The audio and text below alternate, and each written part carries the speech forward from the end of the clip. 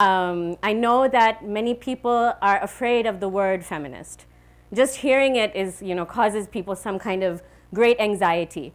So let's clear that up right now. What is feminism? What does it mean? I'm a feminist. Hopefully I'm not scary to you. I don't have horns coming out of my head. So let's talk about what is feminism. Feminism is the belief in the equality between all peoples regardless of gender. This includes social, economic, and political equality. So you'll notice this doesn't mean the superiority of one group over another. This means the equality of all humankind. So that's the first thing. And while there are many different sub-schools of feminism, this is something that binds all feminisms together. The second point is feminism also means believing that all humans should have the right to achieve their full potential according to their own talents and desires. And later on in the talk, we'll talk a little bit about gender roles and why gender roles can be restrictive, not just for women, but also for men and for people across the gender spectrum. The third point, which I think is extremely important, and often people somehow equate feminism with hating men. But feminism is not at all about hating men. Feminism doesn't mean hating any individual person or group of people. Feminism means hating patriarchy. So patriarchy का मतलब ये है कि it's the system in which one group has dominance over another group. तो उर्दू में उसको पिदरशाही कहते हैं. तो जो वो निज़ाम है, हम उस चीज़ को ख़त्म करना चाहते हैं. It's not that anyone hates any individual men. So it's not about hating one group or another. It's about all of us trying to work together to try to have a system in which there's equality for everyone. And so I'll argue later on that that is actually something that's not just beneficial for women, actually that's beneficial for men as well. And that's something that I think is really important, something I hope you take home with you today from my brief discussion that I'm going to have with you. So that's the first part. So feminism is the backdrop of the talk that I'm going to give you today about gender equality. Because feminism is about believing in and working towards gender equality.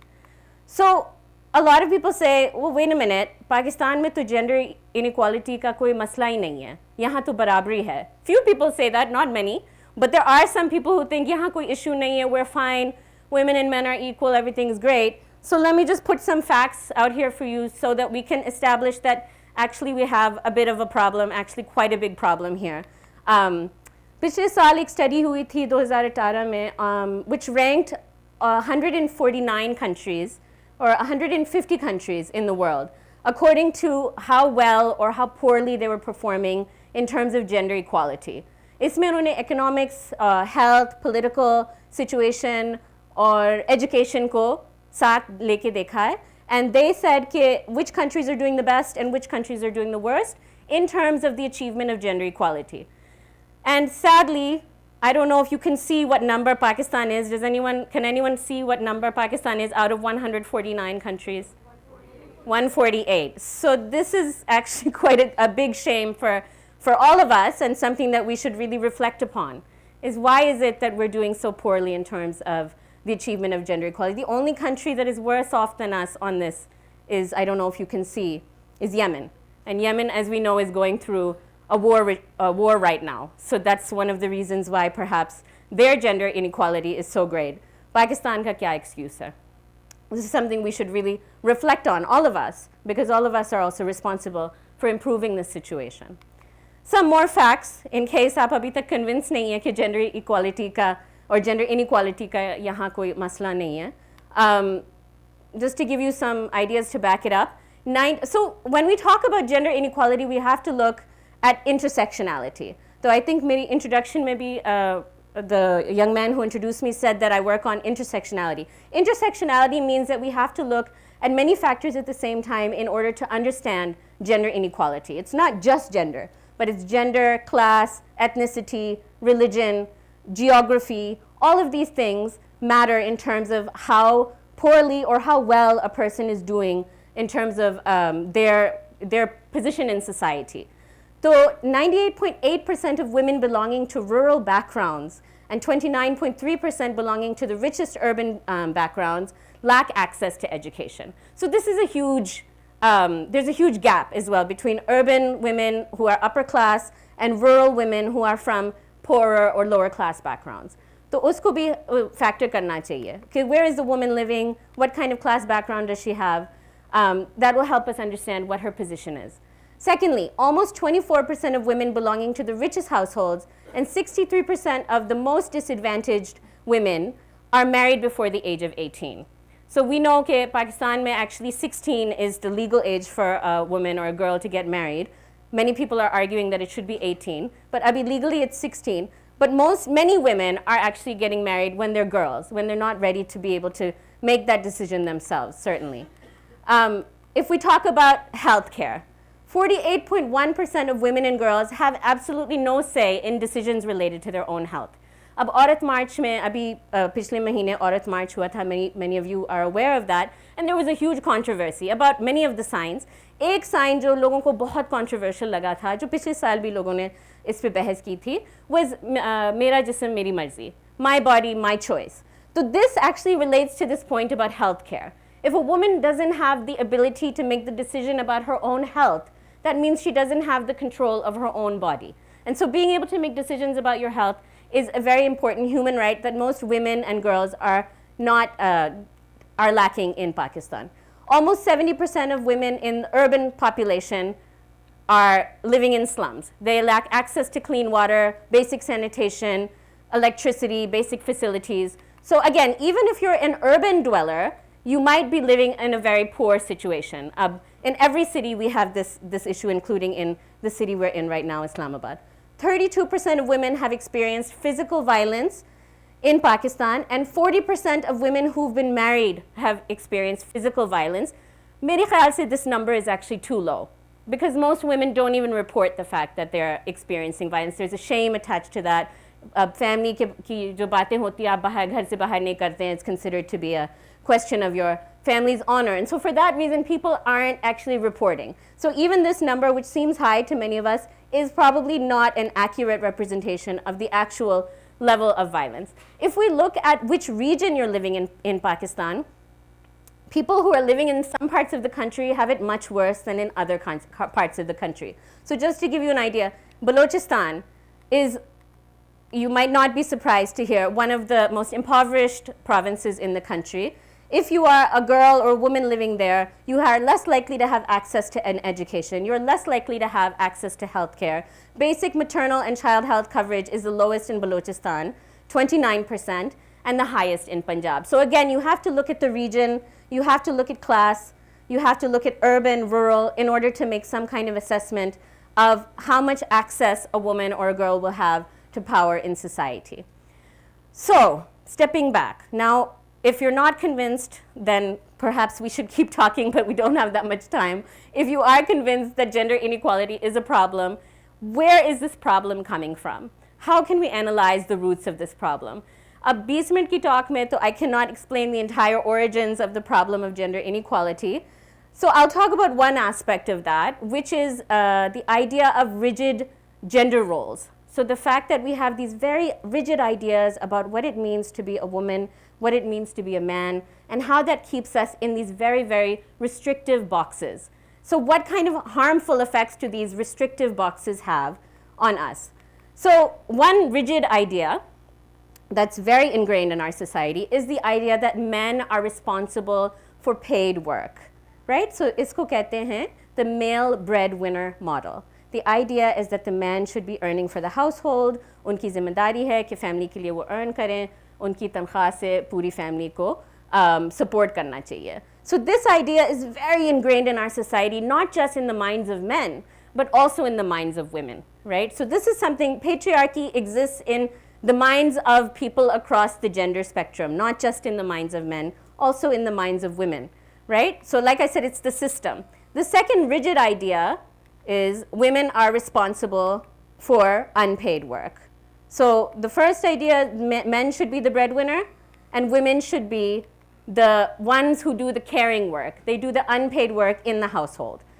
So if we look at the actual amount of work that women and men are doing, just to get a sense of who's putting in the labor hours, where is the work being done?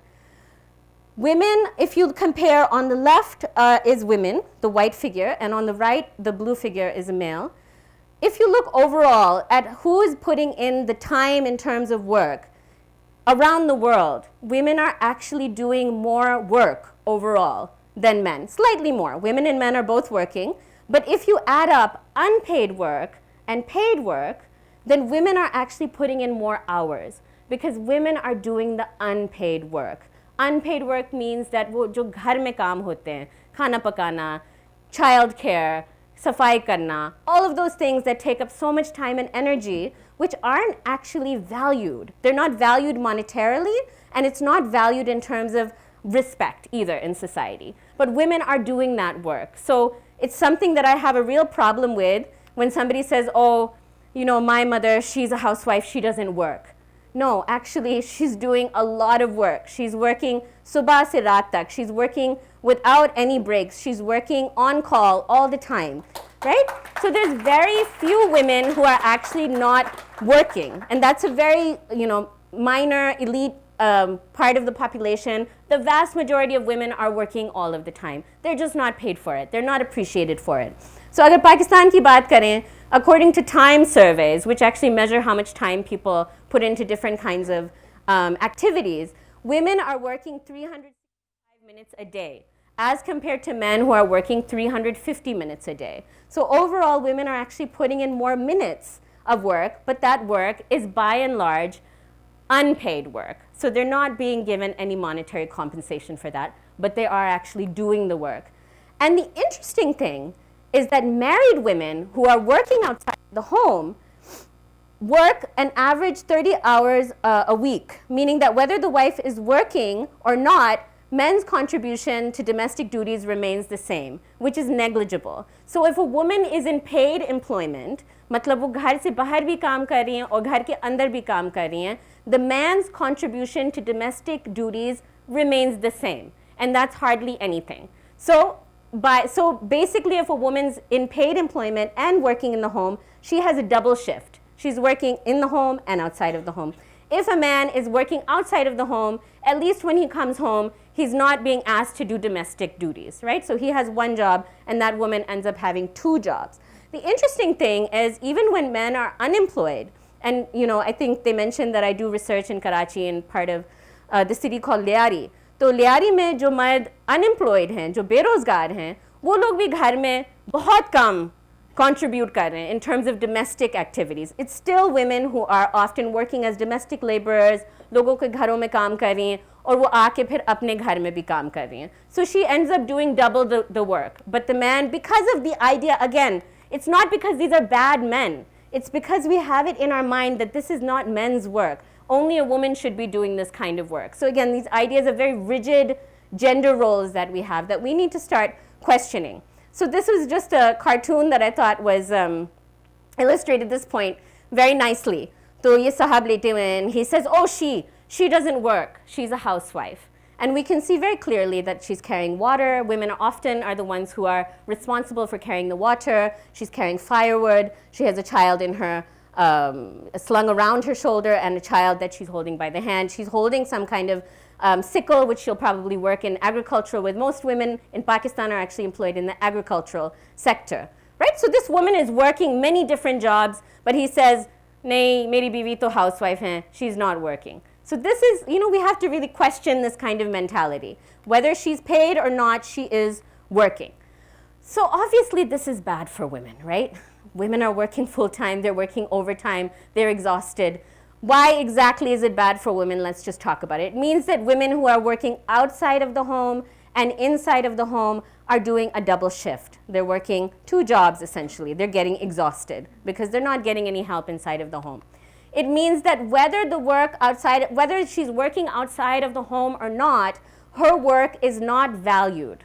And she herself is not valued by other people. Now, studies have found that women and men doing the same job are actually paid, women are paid less for the same kind of work, right? Because the idea is that if a woman is doing that job, it's not that important, ye supplementary income hoga. Still the idea that the man is the breadwinner, the woman's income is just supplementary. So we don't need to pay her that much because wo ghar to nahi sambhal rahi hai. Even though we know that women's income is very important in supporting the family. And often women are the ones who are putting more of their money into health, education, but still the idea is that no, the man is the one who's the main person who's responsible. Apart from domestic skills, women's talents and skills are not being utilized, right? So women are getting educated. Actually, in Pakistan, the good news is that education levels for women are going up. In the last decades, we've seen a steady increase in education for women. But we haven't seen the same kind of increase in women's paid employment. So still, women are only 26% of the paid labor force. That is one of the lowest labor force participation rates in the whole world, in this region as well. So in other Muslim majority countries like Bangladesh or Indonesia, you will have a much higher rate of women's economic participation. So this has nothing to do with religion. So this should be taken out of our minds as well. Ki kahin Islam ne mana nahi kiya. Women can work according to religious values as well. And we know the Prophet's first wife, Hazrat Khadija, was a businesswoman. So we have that model in front of us as well. But still, people think somehow that a woman working outside of the home is against our religious values. There is actually no basis in fact for this. But still, 26% only of women are in paid employment. So this is bad for women. I think we can agree to that. This is bad for the economy. Globally, if women were participating equally in the paid labor force, they estimate that this would mean an extra $28 trillion in the global economy. Now that is a lot of money. And we can question these figures if we want to, but overall we can say in Pakistan, if women were in the paid labor force, definitely there would be an economic return as well to that. Why is this bad for men? Now this is the question. Everyone thinks, well, this is bad for women. Obviously, it's bad for women. Why is it bad for men? I would argue this is actually very bad for men as well. And this is what I would really like you to pay attention to. Men are often under a great deal of pressure to be the sole earners for their families. This limits their options. This limits their own dreams and desires. I have a lot of young men who I teach who would love to take literature or take social sciences or take art as their subject. लेकिन उनके ऊपर इतना pressure होता है कि you're going to have to earn for the whole family. You have to study business, you have to study engineering, something that is thought to be more profitable, even if that young man doesn't desire to study that, या उनकी talents भी उस तरफ शायद नहीं हैं. But still they're forced into these rigid boxes because of this pressure that you have. So this limits men's educational options.